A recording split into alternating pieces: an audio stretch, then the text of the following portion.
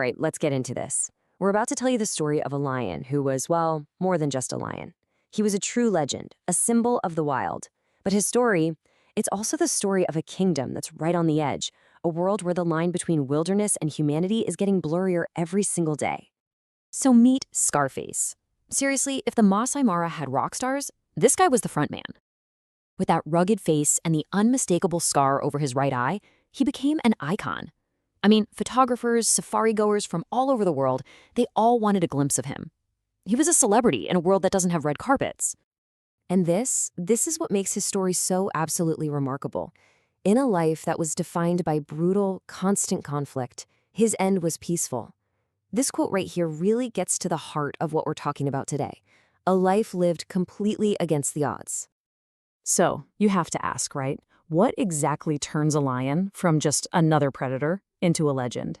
And maybe more importantly, what can his life, his long life, teach us about the intense struggle for survival that's happening right now in one of the most famous ecosystems on the entire planet? To answer that, we've got to go back, way back, to the beginning. We need to see how a band of brothers, a true coalition, forged a dynasty that would end up ruling the Mara for over a decade.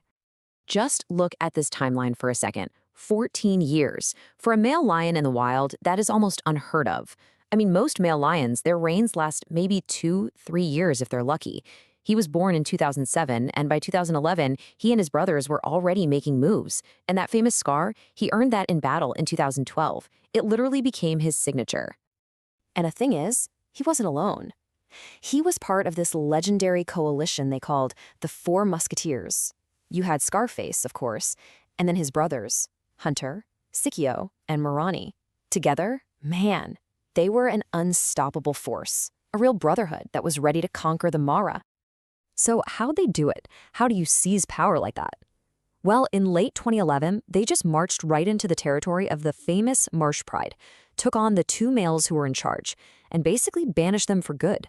That was it, the beginning of their empire. And their kingdom, you have to understand, it wasn't just one little territory. No, it was this vast, sprawling domain that moved and breathed with the ancient rhythms of the wild. This map shows the problem perfectly. Those red lines, that's a lion pride's territory, and you can see it pushing right up against the green dots, which are human settlements. The lions are drawn there because their prey are attracted to the grass that the livestock graze on. It's an inevitable collision course. And you see, their world, it has no borders. Here, you can actually see another pride crossing all the way from Kenya's Mara into Tanzania's Serengeti. Why? They're driven by this ancient instinct to follow the great wild beast migration. It just goes to show the enormous range these animals need to survive. And the Musketeers' influence was just immense. We're not talking about 1 or 2 prides here. Just look at this list. They either controlled or sired cubs in all of these different prides all across the Mara. They were true kings ruling over this huge, complex social landscape. But, no kingdom lasts forever.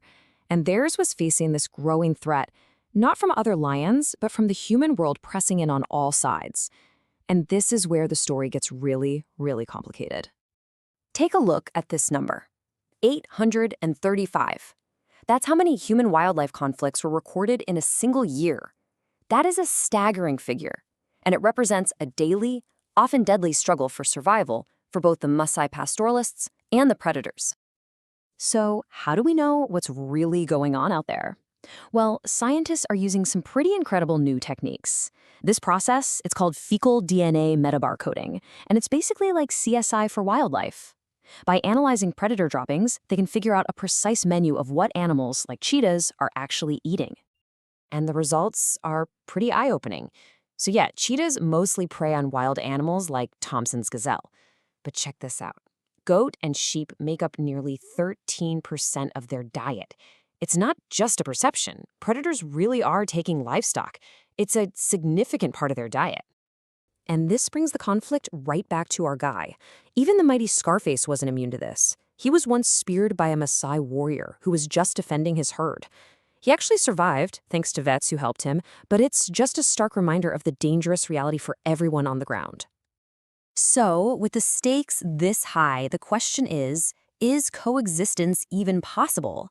Well, let's take a look at some of the really innovative solutions people are trying to find that balance. And you can see just how effective some simple solutions can be. This chart shows livestock losses before and after reinforcing their bomas, those are the enclosures, with recycled plastic posts. I mean, look at that drop. Cattle predation went from 115 down to just 5, and for smaller livestock, it dropped from 568 to 0. That is a total game changer. Here's another fantastic example. These are simple solar-powered flashing lights that they install on the bomas. At night, they scare away predators, protecting the livestock without harming any of the wildlife. It's low-cost, high-impact technology at its best. But you know what's most important? All of this work is driven by the community itself. You've got local lion ambassadors who warn herders when predators are nearby.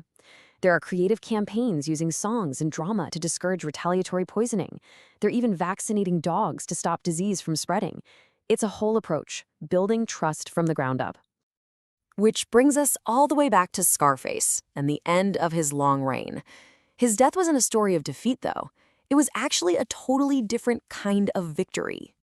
By the end of his life, he was weak, he was weary. The powerful king was really just a shadow of his former self.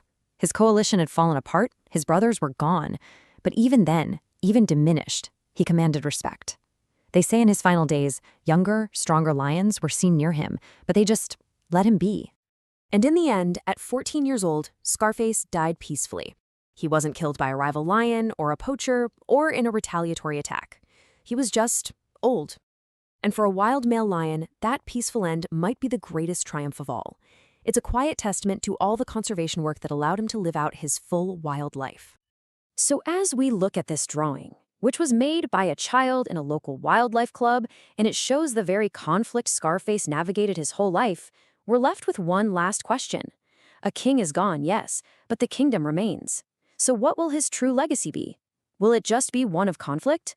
Or will it be the possibility of coexistence that his long, peaceful life came to represent?